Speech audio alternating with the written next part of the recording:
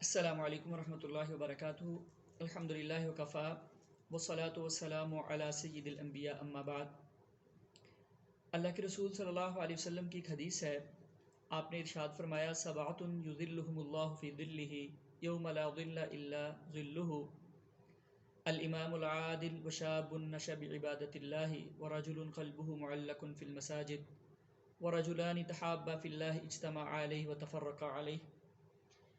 اللہ کے رسول صلی اللہ علیہ وسلم فرماتے ہیں کہ قیامت والا دن جب بہت سخت دن جو ہوگا، جس کے بارے میں قرآن کہتا ہے وَتَرَى النَّاسَ سُكَارَىٰ وَمَا هُم بِسُكَارَىٰ، آپ کو لگے گا کہ جیسے لوگ نشے کی حالت میں ہیں، وَمَا هُم بِسُكَارَىٰ، وہ نشے میں نہیں ہوں گے، وَلَٰكِنَّ عَذَابَ اللَّهِ شَدِيدٌ، اللہ کا عذاب اتنا سخت ہوگا کہ اس کی وجہ سے ایک بے ہوشی کا عالم ان پہ طاری ہوگا، تو لوگ پسینے کے اندر ڈوبے ہوئے ہوں گے۔ حدیث میں آتا ہے کہ سورج کو بہت قریب کر دیا جائے گا اور ہر شخص اپنے گناہوں کے مطابق پسینوں کے اندر ڈوبا ہوا ہوگا۔ اس پریشانی کے عالم میں، اس تکلیف کے عالم میں اللہ تعالیٰ کچھ لوگوں کو بلائیں گے اور اپنے عرش کا سائے میں جگہ نصیب فرما دیں گے۔ ان کا تذکرہ اللہ کے رسول صلی اللہ علیہ وسلم نے اس حدیث مبارکہ میں فرمایا ہے۔ سب سے پہلے آپ نے فرمایا الامام العادل، عدل کرنے والا امام۔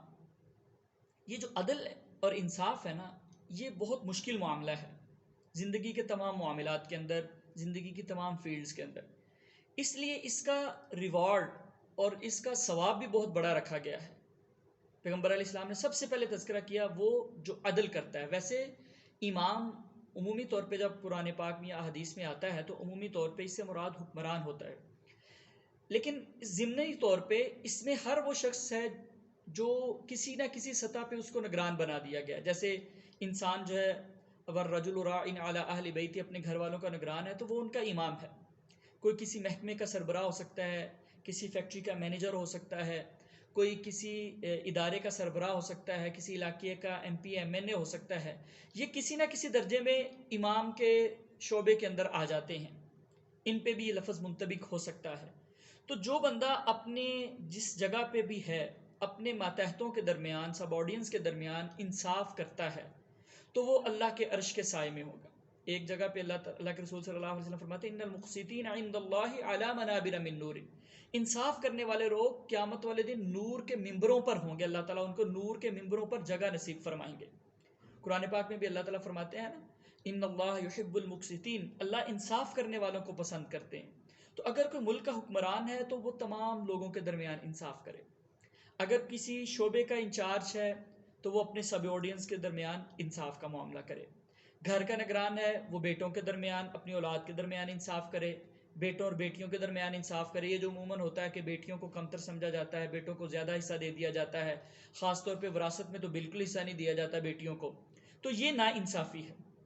اللہ کے رسول صلی اللہ علیہ وسلم کے پاس ایک صحابی آئے، کہتے ہیں اللہ کے رسول صلی اللہ علیہ وسلم میں نے اپنے ایک بیٹے کو غلام تحفے میں دیا ہے اور میں چاہتا ہوں کہ اس معاملے پہ آپ کو گواہ بنا لیا جائے۔ آپ نے پوچھا کیا سارے بیٹوں کو ایک ایک غلام دیا ہے؟ وہ فرمانے لگے نہیں اللہ کے رسول سب کو تو نہیں دیا۔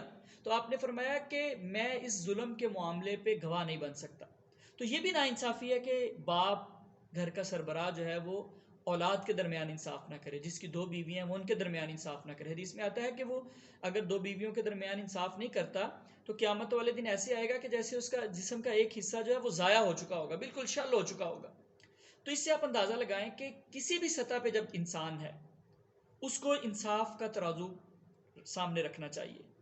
حتیٰ کہ قرآن کہتا ہے وَلَا يَجْرِمَنَّكُمْ شَنَآنُ قَوْمٍ عَلَىٰ أَلَّا تَعْدِلُوا، کسی دشمن کے ساتھ بھی تم نے ناانصافی نہیں کرنی۔ جب بات انصاف کی آ جائے پھر یہ نہیں دیکھنا کہ یہ میرا دوست ہے، یہ میری برادری کا ہے، یہ میرے مسلک کا ہے، یہ میرے دوستوں میں سے ہے، یہ میرے دشمنوں میں سے ہے، یہ میرے مخالفین میں سے ہے، یہ میرے حمایتیوں میں سے ہے۔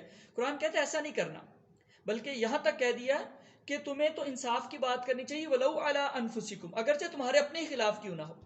تو انصاف کرنے والے لوگ جو ہیں اللہ کے رسول صلی اللہ علیہ وسلم فرماتے ہیں کہ اللہ تعالیٰ ان کو بلائیں گے اور اپنے عرش کے سائے میں جگہ نصیب فرما دیں گے۔ اور دوسرا آپ نے فرمایا وَشَابٌ نَشَأَ بِعِبَادَةِ اللَّهِ، وہ نوجوان جس کی جوانی اللہ کی عبادت میں گزرتی ہے، جوانی میں اللہ کی عبادت کرنے والا۔ ایک حدیث میں آتا ہے کہ لن تزول قدم ابن آدم یوم القیامت من عند ربہ حتی یسأل عن خمس، جب تک انسان 5 سوالوں کا جواب نہیں دے دے گا نا اس کو اللہ تعالیٰ کے سامنے سے آگے جانے کی اجازت نہیں دی جائے گی۔ وہ کون سے سوال ہیں؟ ان عمرہ فیما افناہ، پہلا سوال یہ ہوگا کہ زندگی کیسے گزار کے آئے ہو، کن کاموں میں گزار کے آئے ہو۔ وان شبابہ فیما ابلاہ، دوسرا سوال یہ ہوگا کہ جوانی کن کاموں میں گزاری ہے۔ اب آپ سوچیں کہ جب زندگی کا سوال ہوا، اس میں جوانی بھی ہے، لڑکپن بھی ہے، بڑھاپا بھی ہے، ادھیڑ پن، سارے زندگی کے فیزز آ گئے نا، لیکن جوانی کا اللہ تعالیٰ الگ سے بھی سوال کریں گے، کیونکہ یہ جو زندگی کا فیز ہوتا ہے نا، یہ بڑا امپورٹنٹ ہوتا ہے۔ اگر انسان نیکی کرنا چاہے تو انرجی ہوتی ہے، انسان کے جو ہے صحت ہوتی ہے، تندرستی ہوتی ہے، وہ نیکی کے کام بھی بہت زیادہ کر سکتا ہے۔ نوجوانوں نے اسلام کے لیے بڑی بڑی خدمات سر انجام دی ہیں۔ اور اگر انسان اس ایج میں برائی کا راستہ اختیار کرنا چاہے تو وہ راستہ بھی بڑا کھلا ہوتا ہے۔ جوانی ہے، خوبصورتی ہے، فراغت ہوتی ہے، ذمہ داریاں کم ہوتی ہیں، تو انسان اگر گناہ کے راستے کو اختیار کرنا چاہے تو گناہ کے راستے میں بھی بہت دور تک جا سکتا ہے۔ لیکن جب انسان کی خواہشات اس کو اپنی طرف مائل کرنے کی کوشش کر رہی ہوتی ہیں، خواہشات بھی جوان ہوتی ہیں نا جوانی کے اندر، لیکن انسان اپنی خواہشات کو چھوڑ کے جب اپنے رب کی عبادت کی طرف آ جاتا ہے، گناہوں کو چھوڑ کے نیکی کی طرف آ جاتا ہے، تو اللہ تعالیٰ کو ایسے لوگ بڑے پسند ہیں۔ چونکہ یہ بڑا مشکل کام ہے کہ بڑھاپے میں تو ہر بندہ یہ اللہ اللہ کرنا شروع کر دیتا ہے، انسان کو آخرت کی فکر پیدا ہو جاتی ہے کہ اب مرنے کا وقت آ گیا ہے، لیکن جوانی میں یہ فکر پیدا کر لینا یہ بڑا مشکل کام ہے، اس وجہ سے اس کا ریوارڈ اور اس کا ثواب بھی بہت زیادہ ہے۔ تو پیغمبر علیہ السلام فرماتے ہیں وَشَابٌ نَشَأَ بِعِبَادَةِ اللَّهِ، وہ نوجوان جس کی جوانی اللہ کی عبادت میں گزرتی ہے، اللہ تعالیٰ ایسے شخص کو بھی اپنے عرش کا سایہ نصیب فرمائیں گے۔ انشاءاللہ باقی جو باتیں ہیں جو جن لوگوں کا اللہ کے رسول صلی اللہ علیہ وسلم نے اس حدیث مبارکہ میں تذکرہ کیا ہے، ایک ایک دو دو کر کے آئندہ ویڈیوز کے اندر انشاءاللہ ان کا تذکرہ کریں گے۔ اللہ تعالیٰ سے دعا ہے کہ اللہ تعالیٰ ہمیں عمل کی توفیق نصیب فرمائے۔ وما علیہ الا البلاغ۔